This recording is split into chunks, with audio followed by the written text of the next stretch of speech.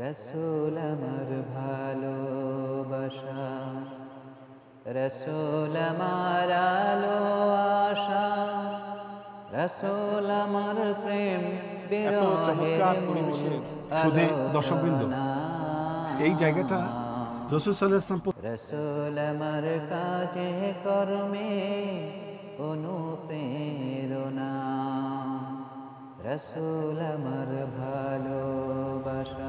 বিসমিল্লাহির রহমানির রহিম। আসসালামু আলাইকুম।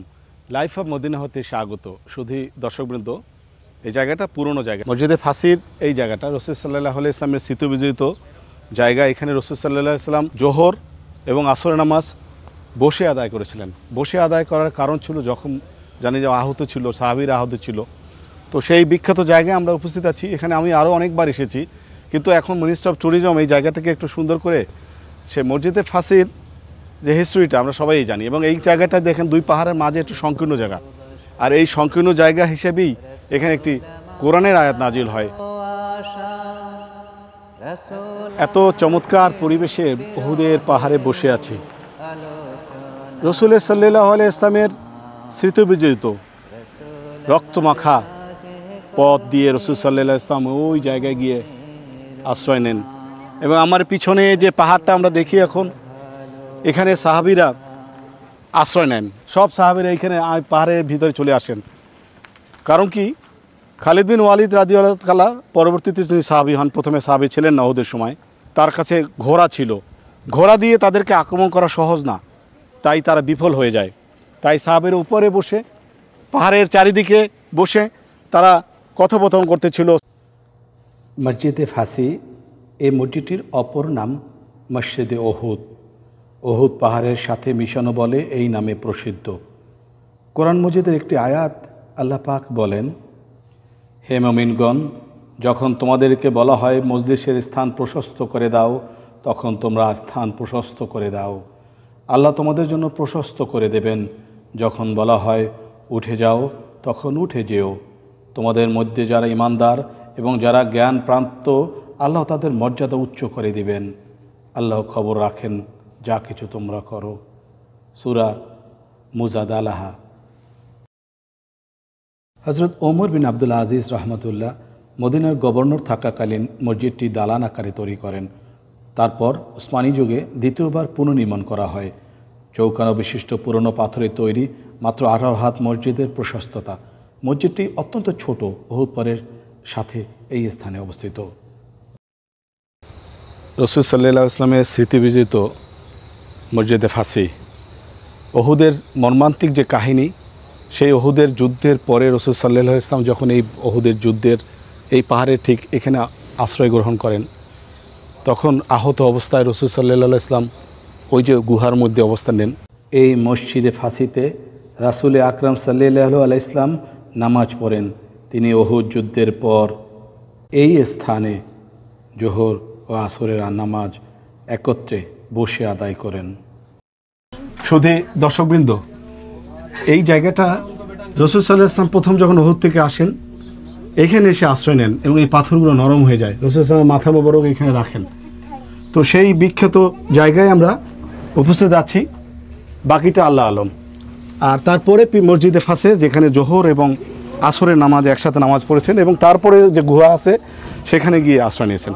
রসুল আমার ভালোবাসা, রসুল আমার আলো আশা, রসুল আমার।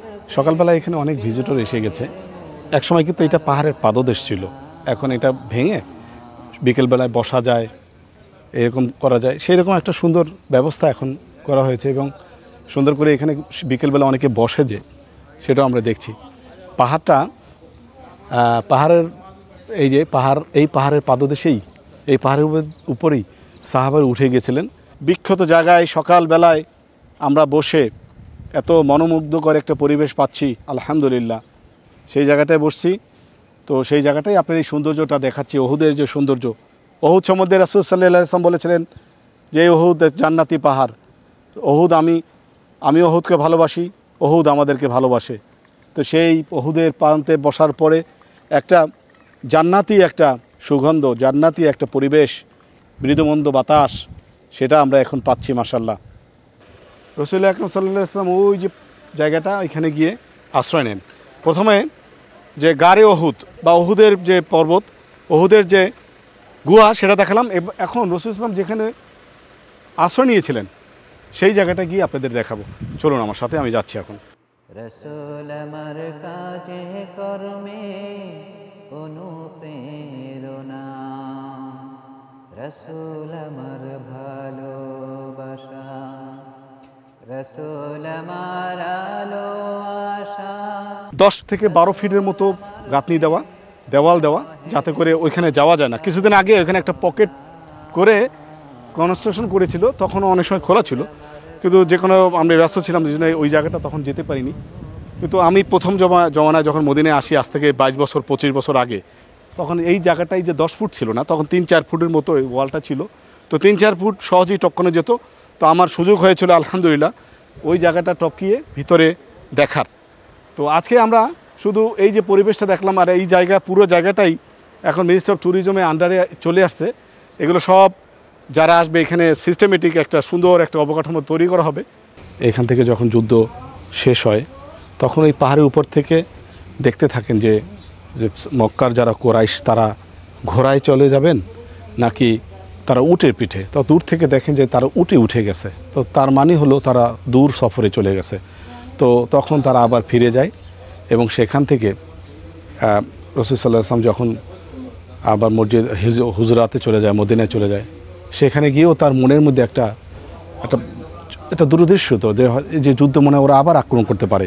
এবং সত্যিই তাই, খালিদ বিন ওয়ালিদ যখন দূরে বীরে রোহায় গিয়ে ওখানে ক্যাম্প করেন এবং তার মনে আবার একটা যুদ্ধ করার আবার একটা সংকল্প আসে যে আমরা তো জিতেই গেছিলাম, তাহলে আবার কেন আমরা যুদ্ধ করব না।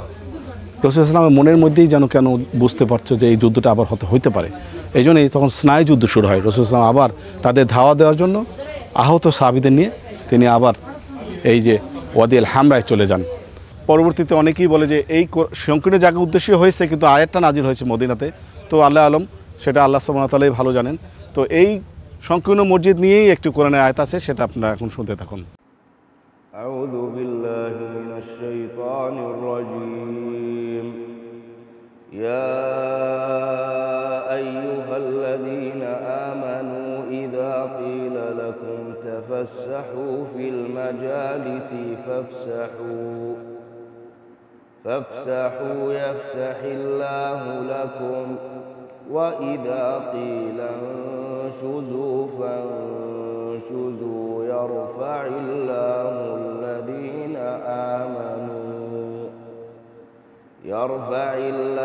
الذين آمنوا منكم والذين أوتوا العلم درجات والله بما تعملون خبير। খালেদ ভাই, এই জায়গাগুলো আজকে দেখলাম, সকালবেলা আমরা দুজনে আসলাম, আমাদের জানি আপনার এত সুন্দর একটা আমাদের ছুটির দিন। বিসমিল্লাহির রহমানির রহিম। আমরা আজকে শহীদ ভাইয়ের সাথে অনেক স্মৃতি বিজড়িত অনেক জায়গাগুলো ভিজিট করলাম, অনেক সুন্দর লাগলো।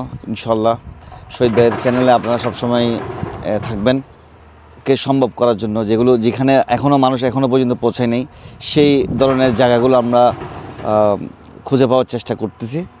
তো আজকের মতো শেষ করব। আসসালামু আলাইকুম ওয়া রাহমাতুল্লাহি ওয়া বারাকাতুহু।